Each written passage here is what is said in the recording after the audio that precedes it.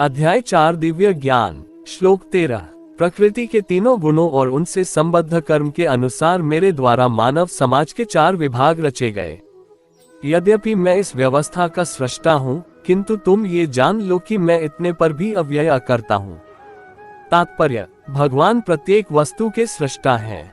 प्रत्येक वस्तु उनसे उत्पन्न है, उनके ही द्वारा पालित है और प्रलय के बाद प्रत्येक वस्तु उन्हीं में समा जाती है। अतः वे ही वर्णाश्रम व्यवस्था के सृष्टा हैं, जिसमें सर्वप्रथम बुद्धिमान मनुष्यों का वर्ग आता है, जो सतोगुणी होने के कारण ब्राह्मण कहलाते हैं। द्वितीय वर्ग प्रशासक वर्ग का है, जिन्हें रजोगुणी होने के कारण क्षत्रिय कहा जाता है। वणिक वर्ग या वैश्य कहलाने वाले लोग रजो तथा तमोगुण के मिश्रण से युक्त होते हैं और शूद्र या श्रमिक वर्ग के लोग तमोगुणी होते हैं। मानव समाज के इन 4 विभागों की सृष्टि करने पर भी भगवान कृष्ण इनमें से किसी विभाग वर्ण में नहीं आते, क्योंकि वे उन बद्ध जीवों में से नहीं है जिनका एक अंश मानव समाज के रूप में है। मानव समाज भी किसी अन्य पशुमाज के तुल्य है, किंतु मनुष्यों को पशु स्तर से ऊपर उठाने के लिए ही उपर्युक्त वर्णाश्रम की रचना की गई, जिससे क्रमिक रूप से कृष्ण भावनामृत विकसित हो सके। किसी विशेष व्यक्ति की किसी कार्य के प्रति प्रवृत्ति का निर्धारण उसके द्वारा अर्जित प्रकृति के गुणों द्वारा किया जाता है। गुणों के अनुसार जीवन के लक्षणों का वर्णन इस ग्रंथ के 18वें अध्याय में हुआ है। किंतु कृष्ण भावना भावित व्यक्ति ब्राह्मण से भी बका होता है। यद्यपि गुण के अनुसार ब्राह्मण को ब्रह्म या परम सत्य के विषय में ज्ञान होना चाहिए, किंतु उनमें से अधिकांश भगवान कृष्ण के निर्विशेष ब्रह्मस्वरूप को ही प्राप्त कर पाते हैं। किंतु जो मनुष्य ब्राह्मण के सीमित ज्ञान को लांघ कर भगवान श्री कृष्ण के ज्ञान तक पहुंच जाता है, वही कृष्ण भावना भावित होता है, अर्थात वैष्णव होता है। कृष्ण भावनामृत में कृष्ण के विभिन्न अंशों यथा राम, नरसिंह, वराह आदि का ज्ञान सम्मिलित रहता है। और जिस तरह कृष्ण मानव समाज की इस चातुर्वर्णीय प्रणाली से परे हैं, उसी तरह कृष्ण भावना भावित व्यक्ति भी इस चातुर्वर्णीय प्रणाली से परे होता है, चाहे हम इसे जाति का विभाग कहें, चाहे राष्ट्र अथवा संप्रदाय का। श्लोक 14। मुझ पर किसी कर्म का प्रभाव नहीं पड़ता, न ही मैं कर्मफल की कामना करता हूँ। जो मेरे संबंध में इस सत्य को जानता है, वह भी कर्मों के फल के पाश में नहीं बंधता। तात्पर्य: जिस प्रकार इस भौतिक जगत में संविधान के नियम हैं, जो ये बताते हैं कि राजा न तो दंडनीय है, न ही किसी राजनियमों के अधीन रहता है, उसी तरह यद्यपि भगवान इस भौतिक जगत के सृष्टा हैं, किंतु वे भौतिक जगत के कार्यों से प्रभावित नहीं होते। सृष्टि करने पर भी वे इससे पृथक रहते हैं, जबकि जीवात्माएं भौतिक कार्यकलापों के सकौम कर्मफलों में बंधी रहती हैं, क्योंकि उनमें प्राकृतिक साधनों पर प्रभुत्व दिखाने की प्रवृत्ति रहती है। किसी संस्थान का स्वामी कर्मचारियों के अच्छे बुरे कार्यों के लिए उत्तरदायी नहीं, कर्मचारी इसके लिए स्वयं उत्तरदायी होते हैं। जीवात्माएं अपने अपने इंद्रिय तृप्ति कार्यों में लगी रहती हैं, किंतु ये कार्य भगवान द्वारा निर्दिष्ट नहीं होते। इंद्रिय तृप्ति की उत्तरोत्तर उन्नति के लिए जीवात्माएं इस संसार के कर्म में प्रवृत्त हैं और मृत्यु के बाद स्वर्ग सुख की कामना करती रहती हैं। स्वयं में पूर्ण होने के कारण भगवान को तथाकथित स्वर्ग सुख का कोई आकर्षण नहीं रहता। स्वर्ग के देवता उनके द्वारा नियुक्त सेवक हैं। स्वामी कभी भी कर्मचारियों का सा निम्न स्तरीय सुख नहीं चाहता। वह भौतिक क्रिया प्रतिक्रिया से पृथक रहता है। उदाहरणार्थ, पृथ्वी पर उगने वाली विभिन्न वनस्पतियों के उगने के लिए वर्षा उत्तरदायी नहीं है, यद्यपि वर्षा के बिना वनस्पति नहीं उग सकती। वैदिक स्मृति से इस तथ्य की पुष्टि इस प्रकार होती है: निमित्तमात्रमेवासौ सृज्याना सर्ग कर्मणि प्रधान कारणीभूता यतो वैसृज्य शक्तया। भौतिक सृष्टि के लिए भगवान ही परम कारण है। प्रकृति तो केवल निमित्त कारण है, जिससे विराट जगत दृष्टिगोचर होता है। प्राणियों की अनेक जातियां होती हैं, यथा देवता, मनुष्य तथा निम्न पशु, और ये सब पूर्व शुभाशुभ कर्मों के फल भोगने को बाध्य हैं। भगवान उन्हें ऐसे कर्म करने के लिए केवल समुचित सुविधाएं तथा प्रकृति के गुणों के नियम सुलभ कराते हैं, किंतु वे उनके किसी भूत तथा वर्तमान कर्मों के लिए उत्तरदायी नहीं होते। वेदांत सूत्र में 2.1.34 पुष्टि हुई है कि वैषम्यनैर्घृण्येन सापेक्षत्वात् भगवान किसी भी जीव के प्रति पक्षपात नहीं करते। जीवात्मा अपने कर्मों के लिए स्वयं उत्तरदायी है। भगवान उसे प्रकृति अर्थात बहिरंगा शक्ति के माध्यम से केवल सुविधा प्रदान करने वाले हैं। जो व्यक्ति इस कर्म नियम की सारी बारीकियों से भली भांति अवगत होता है, वह अपने कर्मों के फल से प्रभावित नहीं होता। दूसरे शब्दों में, जो व्यक्ति भगवान के इस दिव्य स्वभाव से परिचित होता है, वह कृष्ण भावनामृत में अनुभवी होता है, अतः उस पर कर्म के नियम लागू नहीं होते। जो व्यक्ति भगवान के दिव्य स्वभाव को नहीं जानता और सोचता है कि भगवान के कार्यकलाप सामान्य व्यक्तियों की तरह कर्मफल के लिए होते हैं, वे निश्चित रूप से कर्मफलों में बंध जाते हैं। किंतु जो परम सत्य को जानता है, वह कृष्ण भावनामृत में स्थिर मुक्त जीव है। श्लोक 15।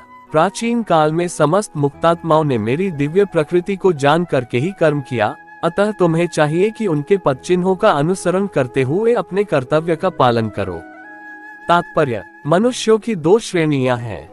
कुछ के मनों में दूषित विचार भरे रहते हैं और कुछ भौतिक दृष्टि से स्वतंत्र होते हैं। कृष्ण भावनामृत इन दोनों श्रेणियों के व्यक्तियों के लिए समान रूप से लाभप्रद है। जिनके मनों में दूषित विचार भरे हैं, उन्हें चाहिए कि भक्ति के अनुष्ठानों का पालन करते हुए क्रमिक शुद्धिकरण के लिए कृष्ण भावनामृत को ग्रहण करें। और जिनके मन पहले ही ऐसी अशुद्धियों से स्वच्छ हो चुके हैं, वे उसी कृष्ण भावनामृत में अग्रसर होते रहें, जिससे अन्य लोग उनके आदर्श कार्यों का अनुसरण कर सकें और लाभ उठा सकें। मूर्ख व्यक्ति या कृष्ण भावनामृत में नवदीक्षित प्रायः कृष्ण भावनामृत का पूरा ज्ञान प्राप्त किए बिना कार्य से विरत होना चाहते हैं, किंतु भगवान ने युद्ध क्षेत्र के कार्य से विमुख होने की अर्जुन की इच्छा का समर्थन नहीं किया। आवश्यकता इस बात की है कि यह जाना जाए कि किस तरह कर्म किया जाए। कृष्ण भावनामृत के कार्यों से विमुख होकर एकांत में बैठकर कृष्ण भावनामृत का प्रदर्शन करना कृष्ण के लिए कार्य में रत होने की अपेक्षा कम महत्वपूर्ण है। यहाँ पर अर्जुन को सलाह दी जा रही है कि वह भगवान के अन्य पूर्व शिष्यों यथा सूर्यदेव विवस्वान के पदचिन्हों का अनुसरण करते हुए कृष्ण भावनामृत में कार्य करे। अतः वे उसे सूर्यदेव के कार्यों को संपन्न करने के लिए आदेश देते हैं, जिसे सूर्यदेव ने उनसे लाखों वर्ष पूर्व सीखा था।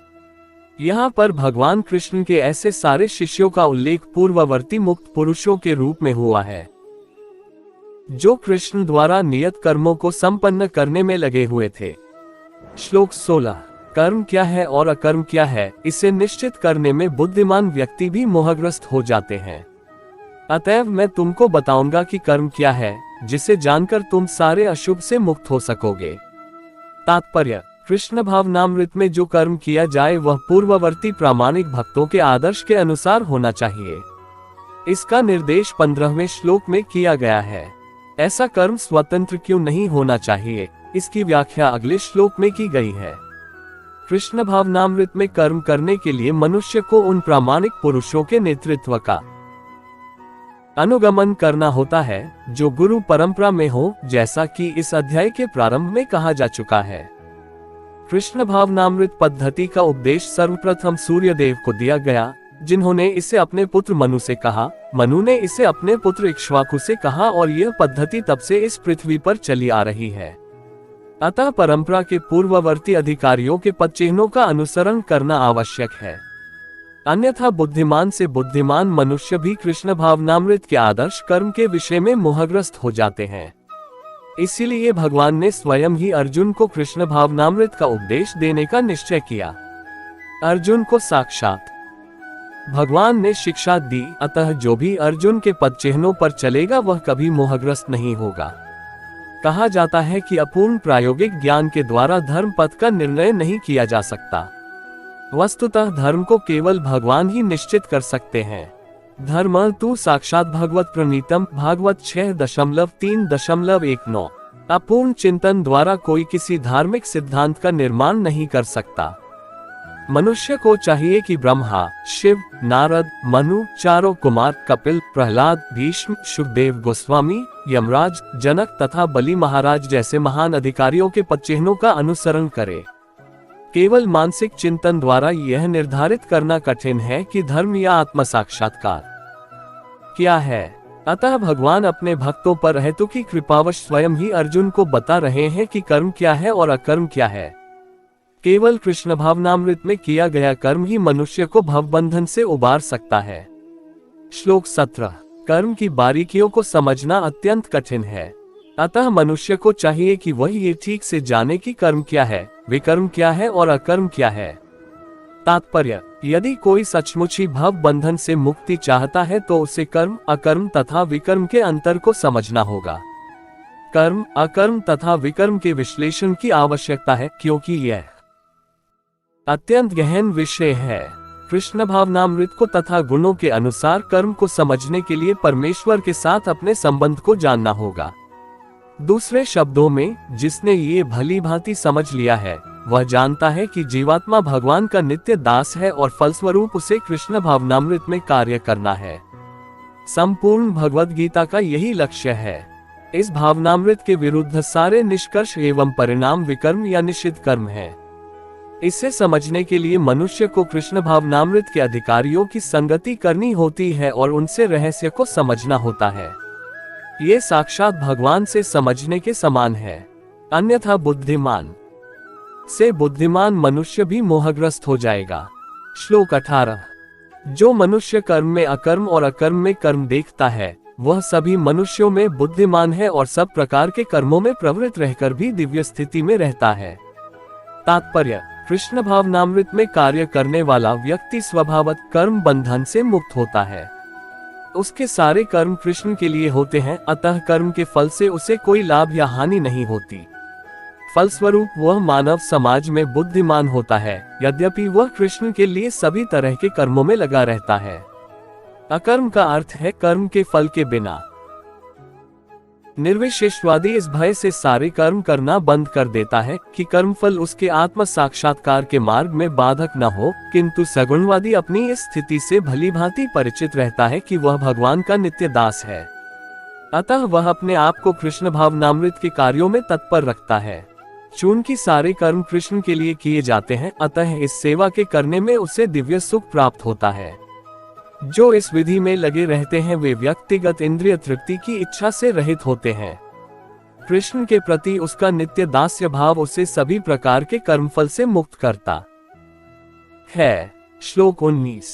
जिस व्यक्ति का प्रत्येक प्रयास उद्यम इंद्रिय तृप्ति की कामना से रहित होता है उसे पूर्ण ज्ञानी समझा जाता है।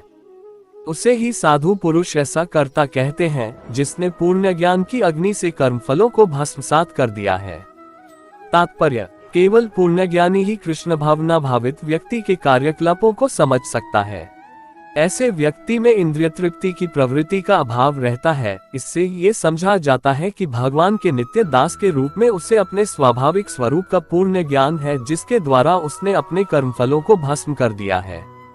जिसने ऐसा पूर्ण ज्ञान प्राप्त कर लिया है वह सचमुच विद्वान है। भगवान की नित्य दासता के इस ज्ञान के विकास की तुलना अग्नि से की गई है। ऐसी अग्नि एक बार प्रज्वलित हो जाने पर कर्म के सारे फलों को भस्म कर सकती है। श्लोक 20। अपने कर्मफलों की सारी आसक्ति को त्याग कर सदैव संतुष्ट तथा स्वतंत्र रहकर वह सभी प्रकार के कार्यों में व्यस्त रहकर भी कोई सकाम कर्म नहीं करता। तात्पर्य: कर्मों के बंधन से इस प्रकार की मुक्ति तभी संभव है जब मनुष्य कृष्ण भावना भावित होकर हर कार्य कृष्ण के लिए करे। कृष्ण भावना भावित व्यक्ति भगवान के शुद्ध प्रेमवश ही कर्म करता है, फलस्वरूप उसे कर्म फलों के प्रति कोई आकर्षण नहीं रहता। यहाँ तक कि उसे अपने शरीर निर्वाह के प्रति भी कोई आकर्षण नहीं रहता, क्योंकि वह पूर्णतया कृष्ण पर आश्रित रहता है। वह न तो किसी वस्तु को प्राप्त करना चाहता है और न अपनी वस्तुओं की रक्षा करना चाहता है। वह अपनी पूर्ण सामर्थ्य से अपना कर्तव्य करता है और कृष्ण पर सब कुछ छोड़ देता है। ऐसा अनासक्त व्यक्ति शुभ अशुभ कर्मफलों से मुक्त रहता है, मानो वह कुछ भी नहीं कर रहा हो। यह अकर्म अर्थात निष्काम कर्म का लक्षण है। अतः कृष्ण भावनामृत से रहित कोई भी कार्यकर्ता पर बंधन स्वरूप होता है और विकर्म का यही असली रूप है, जैसा कि पहले बताया जा चुका है।